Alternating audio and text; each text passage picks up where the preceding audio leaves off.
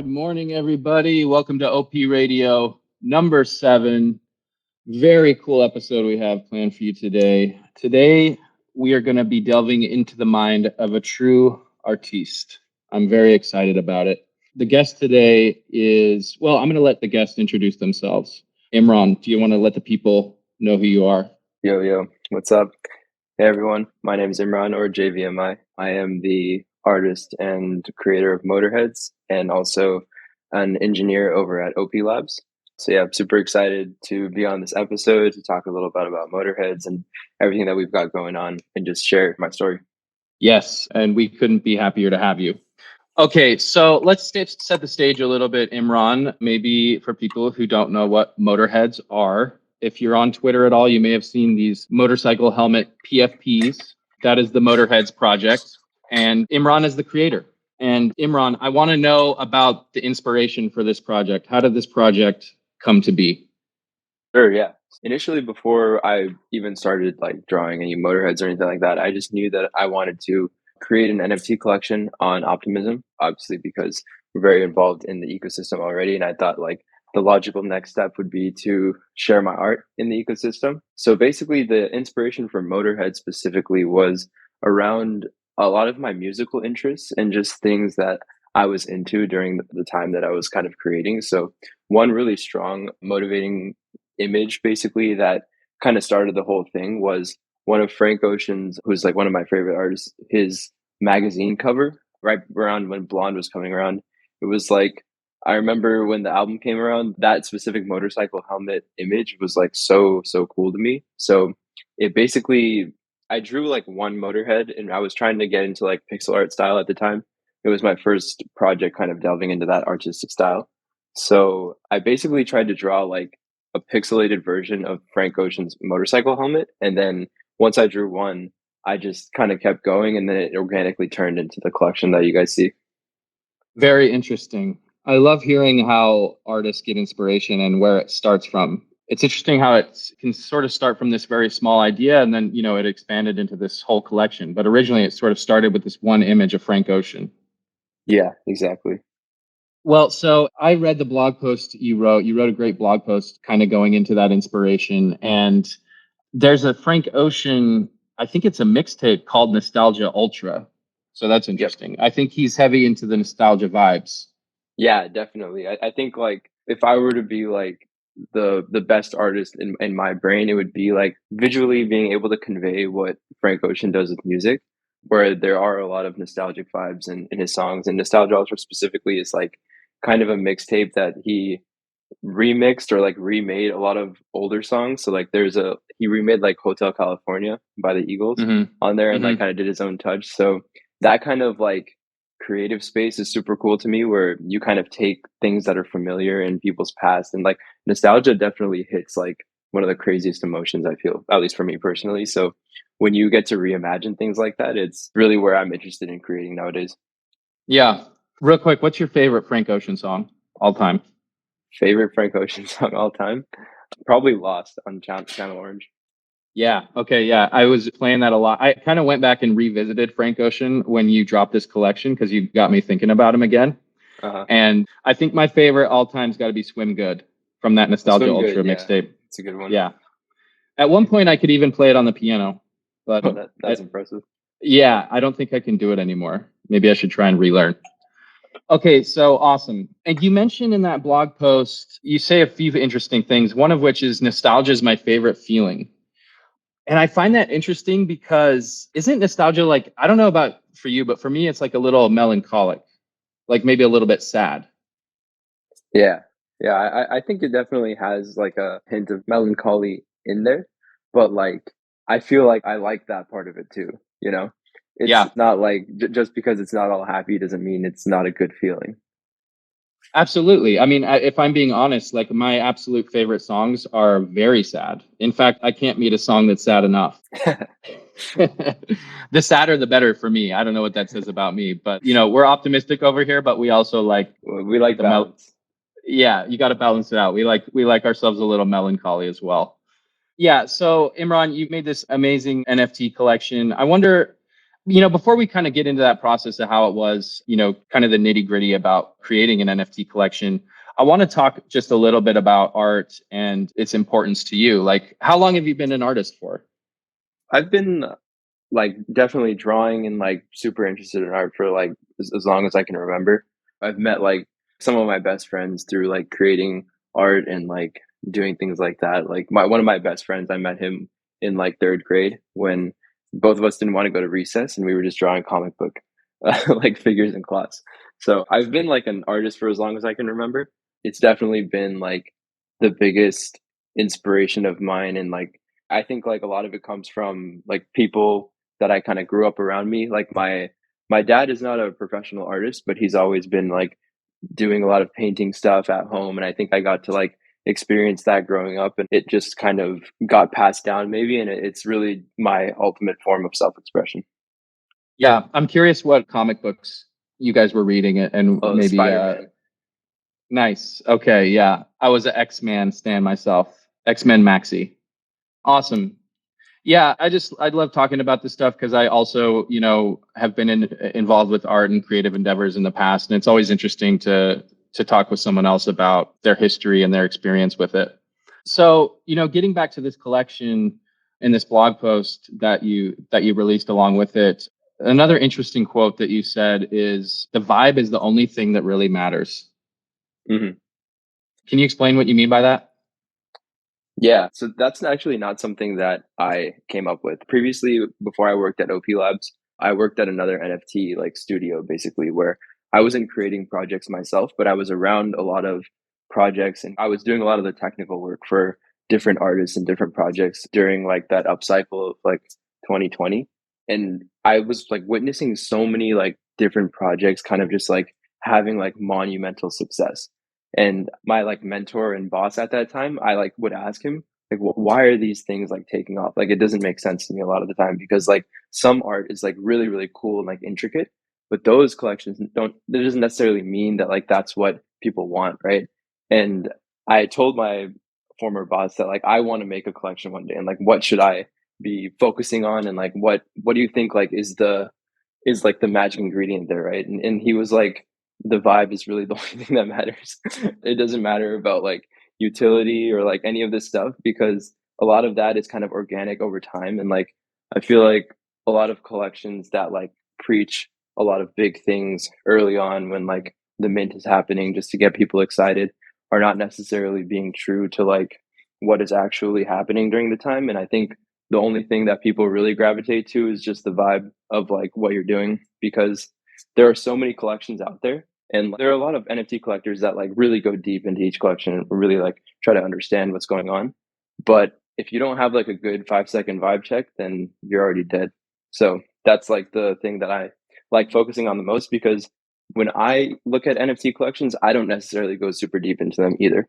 I just kind of, if I like the art and I like what's going on, then I like it. So I kind of try to serve my own interest in that way.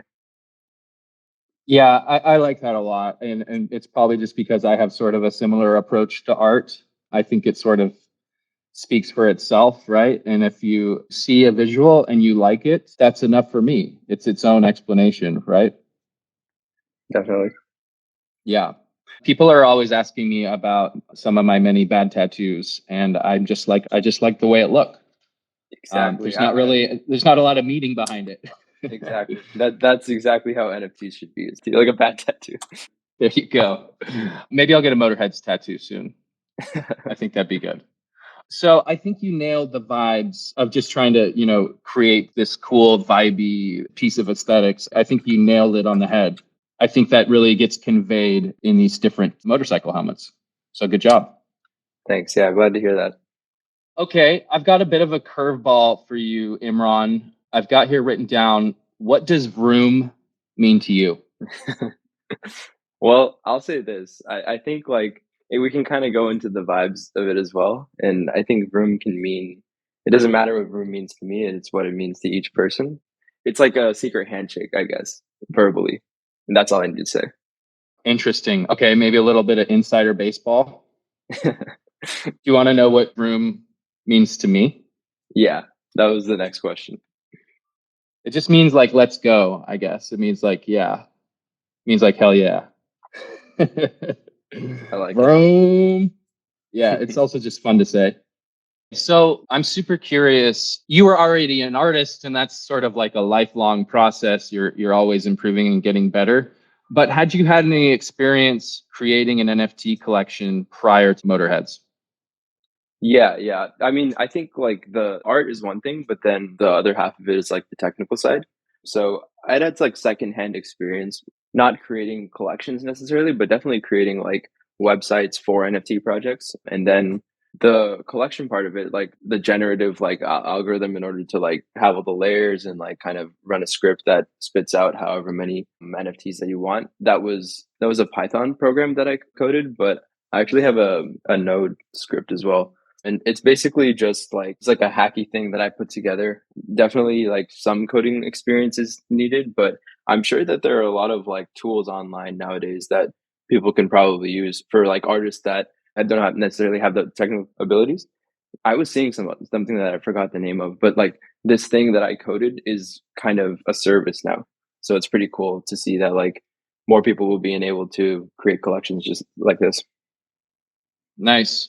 And did you use the Quix Launchpad at all? Yes, yeah. So the mint was on the Quix Launchpad. It was kind of like not a partnership, but kind of a thing to kind of help both of us market. And then, yeah, that's how it worked. Nice. Okay, so do you have any advice for NFT creators? Let's say they're artists and they don't have any technical chops. Where would you sort of direct them to, or how do they get started? Well, from an artistic perspective, I would say like kind of study what's out there right now and see if you were to create something like what environment will your project be viewed? Who are your neighbors basically? And create based off of that. And like that is basically to like guide the vibe or like guide what you think is like currently missing in the environment, artistically speaking. And I would kind of use that as inspiration to create. I'm actually doing something very similar right now because I do want to release more things pretty soon. So that's kind of the way that I would think about it. But technically, I would say honestly, there is a lot of like technical knowledge needed. So the cool thing that I see a lot of artists do that aren't as technically savvy is if they don't want to really like take matters into their own hands and try to learn how to code. A lot of programmers are looking to like collaborate with artists, and you can just like post on Twitter and be like, is there a Solidity dev that's interested in collabing with me on doing an NFT project? And really like the confounding variable with NFT projects is the art. Like it's not the technical side of things. So I think that the artist is actually the one that's in the driver's seat, and you can probably find someone to collab with that vibes with your vision. Interesting. I just want to make sure I heard what you said there. You said they were the what variable? The artist is the Like the confounding variable, like that's what is stopping a lot like of that's people from more making it. yeah, that's higher to that's harder to fulfill rather. Exactly. Very interesting. And do you say that just because you think the technical side, even if somebody doesn't know it, it's easy enough to learn or Yeah, I mean that, and also like the art is the only unique thing. Like the smart contract or like the like mint function or whatever you want, like whatever technical side there is to an NFT project, it's all like replicable. It's not unique. The only unique thing that like actually has culture and value is the art. very interesting. Okay, so it sounds though like, you know, a creative and technical partnership could create a great collection, that collaboration. Oh yeah, that's where some of the coolest collections come from. Like I know like the Azuki dev is like he's got like his own persona just off of being like a developer. And like the Azuki art is really, really cool too. So I feel like when both of those are married, it ends with like a higher quality project. Yeah, I think you're an interesting case because you happen to have both those skill sets. Whereas I think a lot of artists, like, I'm not saying it's always the case, but I think, you know, there's this sort of right-brained thing going on where they're more creative. And so maybe they don't have the left-brained or technical side to back it up or Yeah. complement it. You happen to have both these skill sets, which is very interesting. Yeah, it's cool. It allows for like ultimate customization. Hmm. Yeah, in this space, it really gives you like a big set of tools you can work with. Yeah. And your technical skills were also on display with not just with the collection, but the way it was delivered. And I'm speaking specifically about the website. So can you tell us what was Flameboy Color? Yeah, sure. So Flameboy Color is like the splash page for Motorheads, basically, which is the Motorheads website. What it is like initially when I was building, I made the art first, and then I wanted to create like a complementary website that was like fun for me to make, and then something that was like really unique. And during that time, like I was like playing with some old like video games, and I went to like an old video game store, and I saw like a Game Boy Color, which was like the same colorway that I had when I was a kid. So I was like looking at it, and I like thought it's possible to code this on a website and make like an emulator. So that's kind of like what initially inspired the look and aesthetic of the website. And I think the vibe of like how the Motorheads are drawn kind of like fit into like them being like a video game and like a Game Boy kind of. So We'll talk about nostalgia. Like there's a few things more nostalgic than a Game Boy, right? Oh yeah, exactly. So that was like one of the like everything has like that nostalgic undertone with the project. So it was really important that the website carried that, and this was like the best way I thought that I could do that. And it was super fun to make too. Yeah, well, the result was very cool, and it was a very fun experience, even just minting the NFT, because you went to this website, and as Imran explained, you sort of went through this Game Boy emulator to mint this NFT. So the whole process from start to finish was like very fun from a user perspective. That's what's important. Yeah, absolutely. Okay, so because motorcycles are fun, right? That's why we like them. So Imran, you released a blog post, I think like a week or two after you dropped the collection about something called Motorhouse. Can you tell us what that is? Yeah. So just to set the tone for this, so like the like Optimism in general basically released an NFT collection that was a bunch of buildings like in the metaphoric Optimism like city. And they were like different buildings. Like one was like an arena for like I think NFTs or like something like that, and then one was like a bank for like DeFi. So like there were different like metaphorical buildings that represented a little part of the ecosystem essentially. So 2 weeks after Motorheads dropped, I thought that I would give the Motorheads like community and like family a house in the Optimism ecosystem in the Optimistic City. So what the Motor House is basically a building that was then the art was generated by it was like AI generated art that I was playing around with at the time through basically it was AI generated art, and it basically Motor House is like a building that's like a futuristic building in the outskirts of this optimistic city because the like Optimism City is like somewhere, let's say like in downtown. Motor House is like somewhere up in the forest, and it's like this cool like vibey neon light building. Yeah, it looks very solar punk, Yeah, exactly. the Motor House. It's like a very futuristic motor home, the Motor House. If anybody hasn't checked out Motorheads, I really encourage them. Where's the best place they can do that, by the way, Imran? Where would you recommend? In my bio, there's I think the link to the site is there. It's motorheads.xyz. And then that is the Game Boy site. I would encourage you to do it on your phone because that's like the better experience with the Game Boy. And then from there, like all the links are on that site. So you can see like the collection, you can see like the blog post and all that stuff. Awesome. And then you mentioned earlier that you are working on something else. Is there anything about that you'd like to share, or do you want to keep it under wraps for now? Yeah, I can share a little bit about it. I mean, the for everyone who's like looking at the Twitter space, obviously I have like a hexagon around my Motorhead, and that's not natively supported by Twitter. So one of my coworkers, Calvin, and I, we've been well, he like made the contracts and everything for this project, and I kind of helped out with the site, where basically pretty soon you'll be able to have a verified NFT on Twitter that is an Optimism NFT. So it'll be really cool. It's this project that we're calling Magic Mirror. And hopefully, I think sometime later today, I'll be releasing it. So look out for that. Very cool. And so just so we understand, Twitter has this functionality. If you have Twitter Blue, I should add, where you can display Ethereum NFTs as your profile picture. They don't yet have support for Optimism, but what you and Kelvin have built is basically a way to have support for Optimism NFTs. Exactly. What it is and how it works under the hood is that you're able to mint an Ethereum mainnet NFT, and which is like why it's called Magic Mirror. And that NFT basically metaphorically is a mainnet NFT that you can set any of your Optimism NFTs metadata to, and then it will reflect an NFT that is in your wallet on Optimism. So you can like select one of your NFTs on Optimism Network, and you can like mirror your NFT. And that's exactly what my profile picture is right now, is that I've set it to my mirrored NFT, and I am mirroring this Motorheadz NFT in that.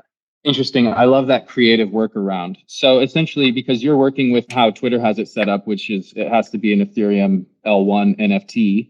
So you're working with that requirement, but you've swapped the metadata for an Optimism NFT. So it's actually displaying the Optimism NFT as your profile picture. Exactly. Love it. Very cool. So all us Optimism NFT appreciators can, as of today, and I think you're going to be making a more official announcement later today, but can, as of today, display their Optimism NFTs as their profile picture officially on Twitter. Yeah, exactly. Very cool. And any collection, not just Motorheadz. Yeah, absolutely. Any Optimism NFT.